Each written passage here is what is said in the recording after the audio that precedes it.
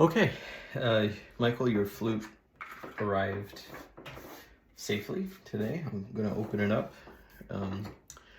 for you as well and give you a sort of live assessment of what I see. I'll contact you, and if you agree, if anything needs to be done to it, then we'll go ahead and proceed. So here we go. Unboxing, as the youngins like to say.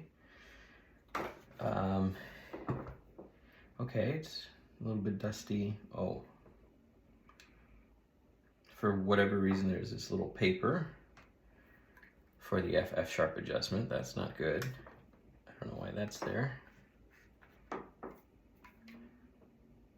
Yeah, that adjustment wouldn't do anything to help that.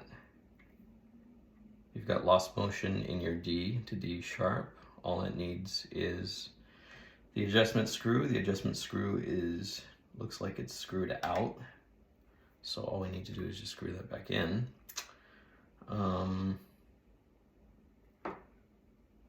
Your G to G, G1 to G2 is way off. I see there's a new pad under here, a different quality pad. It's newer than the other pads. The protrusion of this pad, which means the thickness of how much the pad comes out of the key cup, is not matched to the new pad, so that's way off. It's a huge leak here, so none of the other low notes will come out. In general, my assessment of the surface of each pad is that due to the fact that it's not been maintained recently, it's wrinkly, if that makes sense at all. So there are little minute leaks. It's really important for great felt pads to have a hermetic seal. Let's look mechanically. There's some play, but that's not unusual.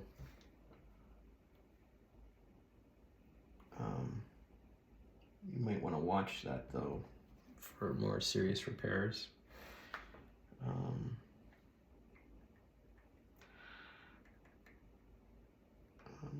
I wouldn't do a cork on the bottom. Anything that touches the metal of the flute, because in my experience it affects the vibration of the tube. Anything touching the tube will affect it in minute ways. Some people feel it and care about it, and some people don't. But one thing I do care about that I want to bring your attention to, if you're going to have cork, is that it's rather loud on the mechanism. So when we release the thumb, you can see it whacks the silver. And if you have a synthetic felt or a felt under there, which the majority of the newer flute manufacturers have, then it's quiet. It's more quiet. So if that's a consideration, I can replace the felts. You have cork here, here, here. Looks like there's a little bit of felt, but it's so thin that it's not really helping out at all. So there's that.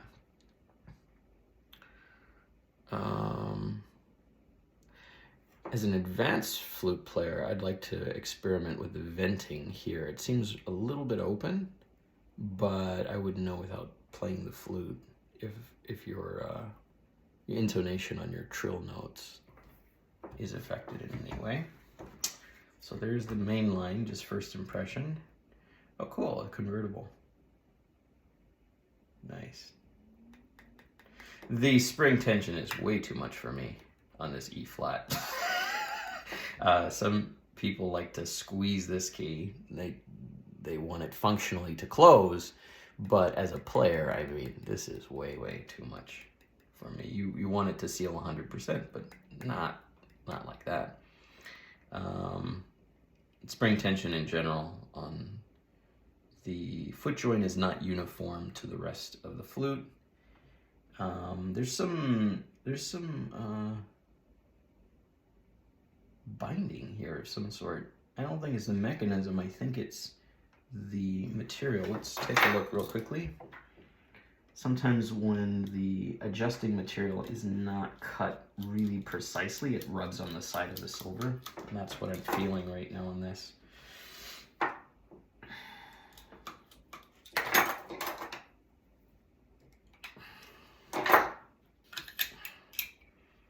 see if there's any oil at all on this thing. I didn't ask you how long it was since the instrument was serviced, but it seems like quite a while ago for proper COA. Yeah, look at all that sludge. You don't want the oil. It depends on what kind of oil you have, but in general, I wouldn't want the oil to get to this stage because it's really irritating to get off of the steel. And then of course it's like caked on the inside. Sometimes it can cause binding like that. When I feel that it's scratching on the inside of the steel, that means there's just gunk on the inside. It's not as free as it should be, but that's okay. It's no major problem. Look at this material, the adjustment material for your CC sharp. Yeah, this is what I was talking about. If you can see that, it's not really cut well, or the material's too fuzzy, and so the fuzzy bit, if that's an academic term, can be used as an academic term. The fuzzy bit is scratching against the your C sharp key, and so there's some binding happening there. Okay. These pins just are horrid. Needle springs, they're my arch enemy. I really, really hate needle springs. Of course, nobody wants to pay, you know, for the $90 that they charge for the gold springs, but my goodness, I hate these. If you're not careful, every single time I get myself on these.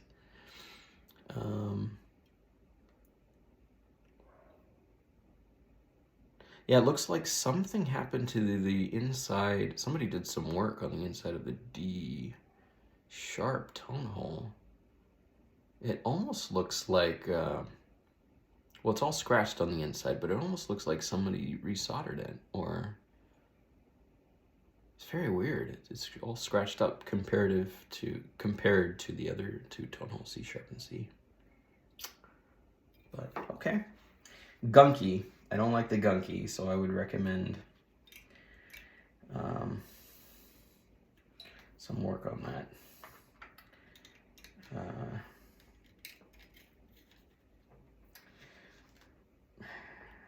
Right now, I mean, I'd love to hold on to it for a week and give it a thorough COA. That's what I want, because it looks like a great instrument. It looks like something that can be brought to like really beautiful, beautiful playing condition, accuracy, treated with love. This can sound great, and I love the felt pads on it. So, but it's not, you know, it doesn't have what I would, if this was my instrument, I would not leave it in this condition. Just TLC, but I'll ask you what you want from it. Let's see. That's pretty dirty, ain't it? Let's clean this up a bit. Okay.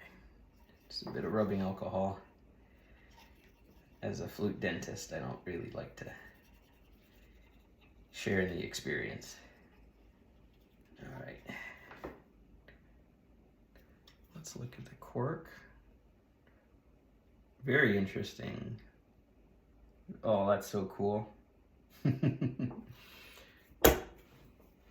the cork mechanism, it's quite beautiful. Just gorgeous to look at. Thank you for that. It's really, really beautiful. Let's check on the condition of the cork. Yeah, it's lost all of its. It's not really sealing anything, is it?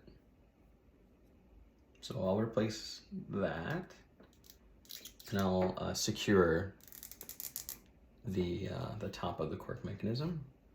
No scratches on the inside. I'll thoroughly clean the inside of the embouchure hole, the riser. Okay.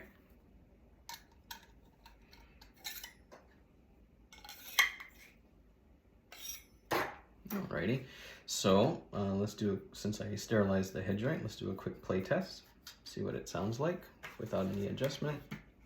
No, I have to do just 2 little tweaks without doing any shimming. That's just, it needs to be screwed in. That's just silly. The D to F sharp. Adjustment.